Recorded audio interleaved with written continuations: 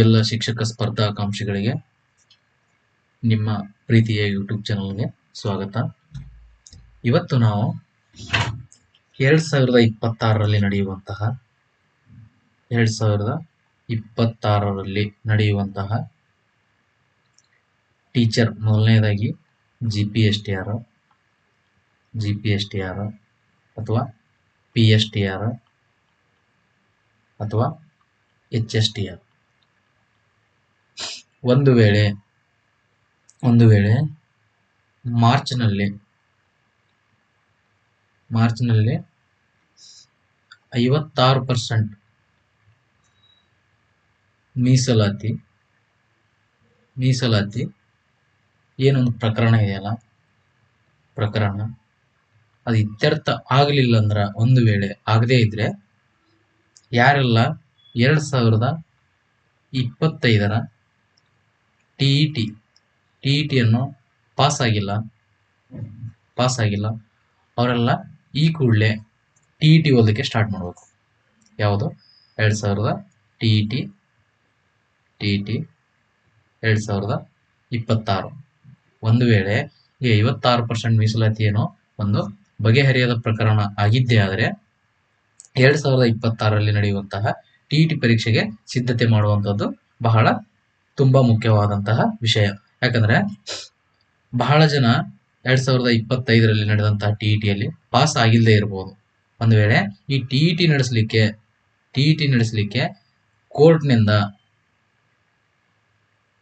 ಕೋರ್ಟ್ನಿಂದ ಯಾವುದೇ ಒಂದು ತೊಂದರೆ ಇಲ್ಲ. ಅದಕ್ಕಾಗಿ ಒಂದು ವೇಳೆ ಈ ಪ್ರಕರಣ ಇತ್ಯರ್ಥ ಆಗದೇ ಇದ್ದಲ್ಲಿ ಏಪ್ರಿಲ್ ಅಥವಾ ಮೇನಲ್ಲಿ ಮತ್ತೆ TET ಕಾಲ್ ಮಾಡುವ ಸಾಧ್ಯತೆ ಬಹಳ ಇದೆ. ಯಾಕಂದ್ರೆ ಈ ಬಾರಿ ಈ 2026ರಲ್ಲಿ ಶಿಕ್ಷಕರ ನೇಮಕಾತಿ ನಡೆಯುತ್ತದೆ. ಈ ಮೀಸಲಾತಿ ಪ್ರಕರಣ ಬಗೆಹರಿಯದ ಒಂದು ಸಮಸ್ಯೆ ಇದ್ದರಿಂದ ಇದು TET ನಡೆಸುವಂತಹ ಒಂದು ಚಾನ್ಸಸ್ ಇರ್ತದೆ. ನಾವು ಮೊದಲನೇದಾಗಿ ಈಗ TET ಪಾಸ್ ಆದವರಿಗೆ ಟೀಚರ್ಗೆ ಹೆಲ್ಪ್ ಆಗಬೇಕು. ಆಮೇಲೆ TET ಪಾಸ್ ಆಗದೆ ಇರೋರಿಗೆ TET ಹೆಲ್ಪ್ ಆಗಬೇಕು. ಆ ತರವಾಗಿ ನಾವು ಅಧ್ಯಯನವನ್ನು ಮಾಡಬೇಕು. ಯಾವ ರೀತಿಯಾಗಿ ಅಧ್ಯಯನವನ್ನು ಮಾಡ್ಬೇಕಂದ್ರೆ ನಮಗೆ ಮೊದಲನೇದಾಗಿ TETನೇ ಒಂದು ಮೂಲ ಸಿಲೆಬಸ್ ಅನ್ನಾಗಿ ತಗೋಬೇಕು. TETಯಲ್ಲಿ ನೋಡ್ರಿ, TETಯಲ್ಲಿ ಏನೆಲ್ಲ ಸಬ್ಜೆಕ್ಟ್ ಇದಾವೆ ಅವೇ ಮುಂದೆ GPSTR ಆಗಿರ್ಬೋದು, PSTR ಅಲ್ಲಿ ರಿಪೀಟ್ ಆಗುವಂತ ಒಂದು ಚಾನ್ಸಸ್ ಇರ್ತವೆ. ಇದರಲ್ಲಿ 30 ಅಂಕಗಳು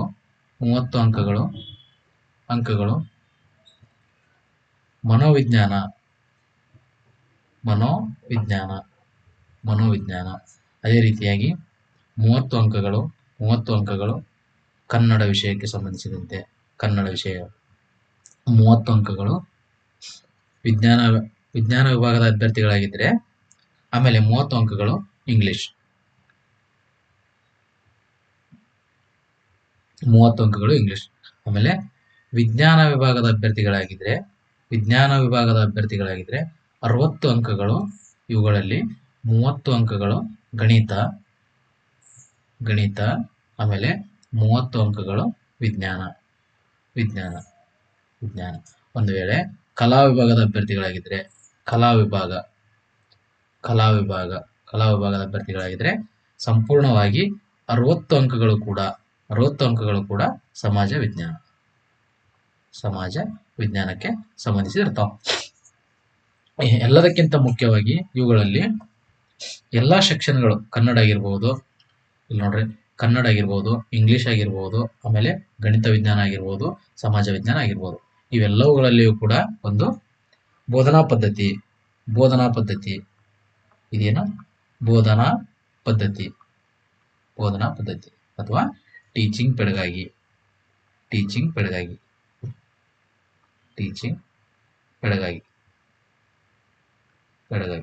ಇದು ಎಲ್ಲಾ ವಿಷಯಗಳಲ್ಲಿಯೂ ಕೂಡ 10 ಅಥವಾ 15 ಅಂಕಗಳು ಬರುವ ಸಾಧ್ಯತೆ ಇದೆ. 15 ಅಂಕಗಳು ಗ್ರಾಮರ್ಗೆ ಸಂಬಂಧಿಸಿದ್ರೆ 15 ಅಂಕಗಳು ಟೀಚಿಂಗ್ ಪೆಡಗಾಗಿಗೆ ಸಂಬಂಧಿಸಿದಿರ್ತಾರೆ.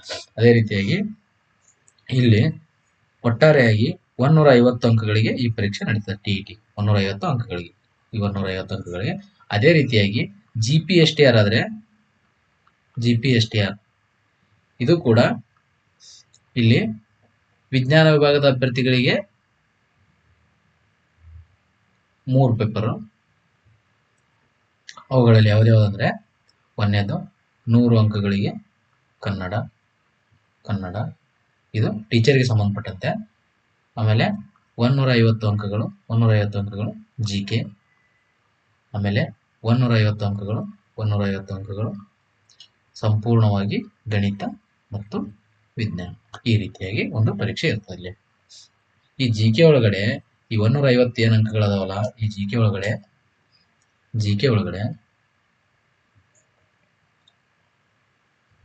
ಈ GK ಸಬ್ಜೆಕ್ಟ್ ನಲ್ಲಿ ನೋಡ್ರಿ, ಈ GK ಸಬ್ಜೆಕ್ಟ್ ನಲ್ಲಿ 150 ಅಂಕಗಳದಾವಲ್ಲ, ಈ 150 ಅಂಕಗಳಲ್ಲಿ ಪ್ಯೂರ್ ಆಗಿ 50 ಅಂಕಗಳು ಮನೋವಿಜ್ಞಾನ.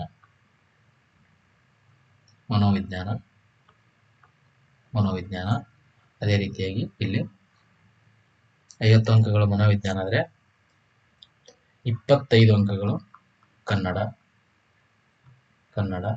25 ಅಂಕಗಳು ಇಂಗ್ಲಿಷ್. ಆಮೇಲೆ ಇದರಲ್ಲಿ 25 ಅಂಕಗಳು GK. ಆಮೇಲೆ 25 ಅಂಕಗಳಲ್ಲಿ ಮೌಲ್ಯ ಶಿಕ್ಷಣ ಮತ್ತು ಗಣಕಯಂತ್ರ ಅಂದ್ರೆ ಕಂಪ್ಯೂಟರ್. ಎಲ್ಲ ಸೇರ್ಕೊಂಡು 150 ಅಂಕಗಳು. ಇವುಗಳಲ್ಲಿ ಮೌಲ್ಯ ಶಿಕ್ಷಣ ಮತ್ತು ಗಣಕಯಂತ್ರ ಬಿಟ್ರೆ ಈ ಮಿಕ್ಕಿದೆಲ್ಲವೂ ಕೂಡ ಟಿಇಟಿಗೆ ಸಂಬಂಧಿಸಿದಂತೆ ಇರ್ತಾವೆ. ಯಾರೆಲ್ಲ ಟಿಇಟಿ ಪಾಸ್ ಆಗಿದ್ರಿ ಅವರಿಗೆ 2026ರಲ್ಲಿ ನಡೆಯುವಂತಹ ಟಿಇಟಿಗಿನ ಹೆಲ್ಪ್ ಆಗಿರ್ಬೇಕು. ಒಂದು ವೇಳೆ ಟೀಚರ್ ನಡೆಯಲಿಲ್ಲ ಇಲ್ಲಾಂದ್ರೆ ಟಿಇಟಿಗಿನ ಮುಂಚೆನೆ ಟೀಚರ್ ಪರೀಕ್ಷೆ ನಡೆದಿದ್ದಾದ್ರೆ ಟೀಚರ್ಗೂ ಕೂಡ ಹೆಲ್ಪ್ ಆಗುತ್ತೆ. ಇಲ್ಲಿ ಗಣಿತ ವಿಜ್ಞಾನ ವಿಭಾಗದ ಅಭ್ಯರ್ಥಿಗಳು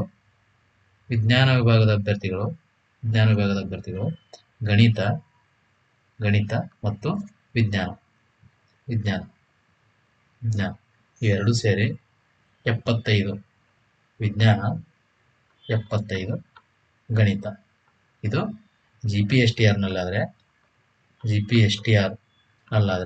ಇನ್ನು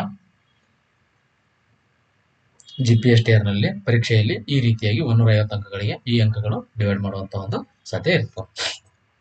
ಆದ ಕಾರಣ ಯಾರೆಲ್ಲ ಶಿಕ್ಷಕ ಅಭ್ಯರ್ಥಿಗಳಿದಿರಲ್ಲ ನಿಮಗೆಲ್ಲ 2026ರಲ್ಲಿ ಟೀಚರ್ ಇಲ್ಲಾಂದ್ರೆ ಟಿಇಟಿ ಅಂತೂ ಕಡ್ಡಾಯವಾಗಿ ನಡೆಸೇ ನಡೆಸ್ತಾರೆ. ಒಂದು ವೇಳೆ ಟಿಇಟಿ ಕಡ್ಡಾಯವಾಗಿ ನಡೆಸಿದ್ರೆ, ಒಂದು ವೇಳೆ ಪಾಸ್ ಆಗಿದ್ರೆ ಅಂದ್ರೆ ಹೈ ಸ್ಕೋರ್ ಮಾಡ್ಕೋಬೇಕು. ಇಲ್ಲ ಅಂದ್ರೆ ಟೀಚರ್ಗೆ ಹೆಲ್ಪ್ ಆಗಿರುತ್ತೆ. ಟಿಇಟಿ ನಡೆದಿಲ್ಲ ಅಂದ್ರೆ ಟೀಚರ್ಗೆ ಹೆಲ್ಪ್ ಆಗಿರುತ್ತೆ. ನಮ್ಮ ಬ್ಯಾಕಪ್ ಸ್ಕೋರ್ ಯಾವ ರೀತಿಯಾಗಿರ್ತದೆ ಅಂದ್ರೆ, ಇಲ್ಲಿ ನೋಡ್ರಿ, ಬ್ಯಾಕಪ್ ಸ್ಕೋರ್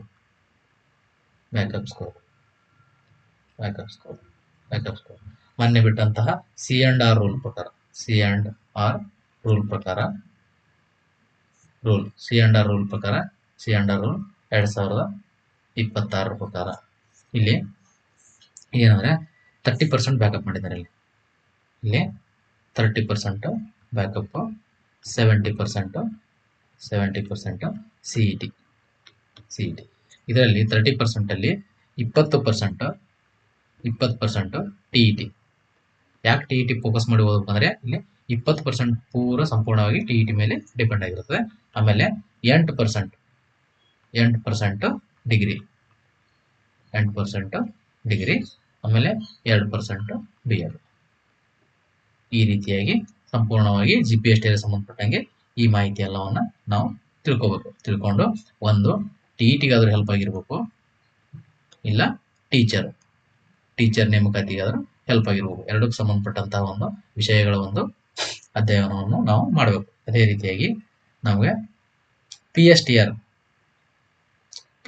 ಅಂದ್ರೆ ನೋಡ್ರಿ, ಇನ್ನು ಪಿ ಎಸ್ ಟಿ ಆರ್ ಇದು ಪ್ರಾಥಮಿಕ ಶಾಲಾ ಶಿಕ್ಷಕರು. ಪ್ರಾಥಮಿಕ ಶಾಲಾ ಶಿಕ್ಷಕರು ಇಲ್ಲಿ ಪ್ರಾಥಮಿಕ ಶಾಲಾ ಶಿಕ್ಷಕರು ಇದು ಯಾರಿಗೆ ಅಂದ್ರೆ ಇದು 1 ರಿಂದ 5ನೇ ತರಗತಿ. ಇವ್ರದ್ದು ಯಾವ ರೀತಿ ಅಂದ್ರೆ ಇವ್ರದ್ದು ಸೇಮ್ ಇವ್ರದ್ದು. ಇಲ್ಲಿ ಅಭ್ಯರ್ಥಿಗಳು ಟಿ ಪಾಸ್ ಆಗಿದ್ರೆ ಅಂದ್ರೆ ಟಿ ಹೆಲ್ಪ್ ಆಗಬೇಕು, ಟಿ ಹೆಲ್ಪ್ ಆಗಿರ್ಬೇಕು. ಟಿ 2026. ಒಂದು ವೇಳೆ ಇಲ್ಲ ಪಾಸ್ ಆದವರಿಗೆಲ್ಲ ಟೀಚರ್ ಎಕ್ಸಾಮ್ ನಡೆಸಿದ್ರೆ ಟೀಚರ್ಗೆ ಹೆಲ್ಪ್ ಆಗಬೇಕು. ಇಲ್ಲಿ ನೋಡ್ರಿ, ಇವ್ರಿಗೆ ಕೂಡ 150 ಅಂಕಗಳ ಒಂದು ಕ್ವಶನ್ ಪೇಪರ್ ಇರುತ್ತೆ. 150 ಅಂಕಗಳು. ಇಲ್ಲೇನೋ 25 ಕನ್ನಡ, 25 ಇಂಗ್ಲಿಷ್, ಆಮೇಲೆ 25 ಜಿಕೆ, 25 ಕಂಪ್ಯೂಟರ್, ಆಮೇಲೆ ಗಣಿತ ಮತ್ತು ವಿಜ್ಞಾನ. ಈ ರೀತಿಯಾಗಿ 150 ಅಂಕಗಳ ಒಂದು ಪರೀಕ್ಷೆಯಲ್ಲಿ ನಡೀತದೆ. ಇದು ಆಸ್ ಇಟ್ ಈಸ್ ಹೇಗಿರುತ್ತೆ ಅಂದ್ರೆ ಇದು ಟೀಚರ್ ಇದ್ದಂಗೆ ಇರ್ತದೆ. ಇಲ್ಲಿನೂ ಕೂಡ ಸೈಕಾಲಜಿ 30 ಅಂಕಗಳಿಗೆ ಇಲ್ಲಿನೂ ಕೂಡ ಸೈಕಾಲಜಿ ಬರುವಂತಹ ಒಂದು ಸಾಧ್ಯತೆ ಇದೆ. ಇಲ್ಲಿ ನೋಡ್ರೆ ಯಾರೆಲ್ಲ ಟೀಚರ್ ಆಗ್ಬೇಕು ಅನ್ಕೊಂಡಿದ್ರಿ, ಇಲ್ಲಿ ಏನ್ ಕ್ವಾಲಿಫಿಕೇಶನ್ ಅಂದ್ರೆ ಇಲ್ಲಿ PUC ಪ್ಲಸ್ ಡಿ.ಎಡ್. ಇಲ್ಲಿನೂ ಕೂಡ ಬ್ಯಾಕಪ್ ಸ್ಕೋರ್ ಯಾವ ರೀತಿ ಅಂದ್ರೆ 30% TET, ಇಲ್ಲ 30% ಬ್ಯಾಕಪ್ ಸ್ಕೋರು, ಆಮೇಲೆ 70% CET. ಇಲ್ಲಿ 30%ದಲ್ಲಿ 20% TET, ಅದರಲ್ಲೂ ಪೇಪರ್ 1. ಇಲ್ಲಿ 8% ಡಿಗ್ರಿ ಬದಲು ಇಲ್ಲಿ ನಡೀತಾರೆ PUC, ಆಮೇಲೆ 2% ಇಲ್ಲಿ ಡಿ.ಎಡ್. ಈ ರೀತಿಯಾಗಿರುವಂತಹ ಒಂದು ಬ್ಯಾಕಪ್ ಸ್ಕೋರ್ ಮತ್ತು CET ಇಲ್ಲಿ ಹಿಡಿಯುವಂತಹ ಒಂದು ಸಾಧ್ಯತೆ ಇರ್ತದೆ. ಇಲ್ಲಿ ಮೊದಲನೆಯದಾಗಿ ಇಲ್ಲಿ ಯಾವ್ದಾದ್ರು ಟೀಚರ್ ನೇಮಕಾತಿ ನಡೆದ್ರೆ ಅದು ಮೊದಲನೆಯದಾಗಿ PSTR ನಡೀತದೆ. PSTR ನೇಮಕಾತಿ ಪಕ್ಕ ಆಗ್ತದೆ. ಯಾಕಂದ್ರೆ ಈಗ 5227 ಆಲ್ರೆಡಿ ಅನುಮೋದನೆ ಆಗಿದ್ದಾವೆ. ಇಲ್ಲಿ ಅನುಮೋದನೆ ಸಿಕ್ಕಿದ್ದಾವೆ. ಈಗೇನಿಲ್ಲ ಕೋರ್ಟ್ ಕೇಸ್ ಇದು 56% ಕೋರ್ಟ್ ಕೇಸ್ ಏನಾದ್ರೆ ಮೀಸಲಾತಿಗೆ ಸಂಬಂಧಪಟ್ಟಂತಹ ಕೋರ್ಟ್ ಕೇಸ್ ಕ್ಲಿಯರ್ ಆದ್ರೆ ಒಂದು TET ಅದರ ಘೋಷಣೆ ಆಗ್ತದೆ. TET ಇಲ್ಲ ಅಂದ್ರೆ ಟೀಚರ್ ಎರಡರಲ್ಲಿ ಒಂದು ಹಾಗೆ ಆಗುತ್ತದೆ. ಇದಕ್ಕೆ ಸಂಬಂಧಪಟ್ಟಂತಹ ಒಂದು ತಯಾರಿಯನ್ನು ನಾವು ಮಾಡ್ಕೋಬೇಕು. ಇದರಂತೆ ಹೆಚ್ಚಿನ ಮಾಹಿತಿಗಾಗಿ ಇದೇ ಯೂಟ್ಯೂಬ್ ಚಾನಲ್ನಲ್ಲಿ ಮುಂದಿನ ದಿನಗಳಲ್ಲಿ ಒಂದು ಇದಕ್ಕೆ ಸಂಬಂಧಪಟ್ಟಂತಹ ಮಾಹಿತಿ ಆಗಿರ್ಬೋದು ಅಥವಾ ತರಗತಿ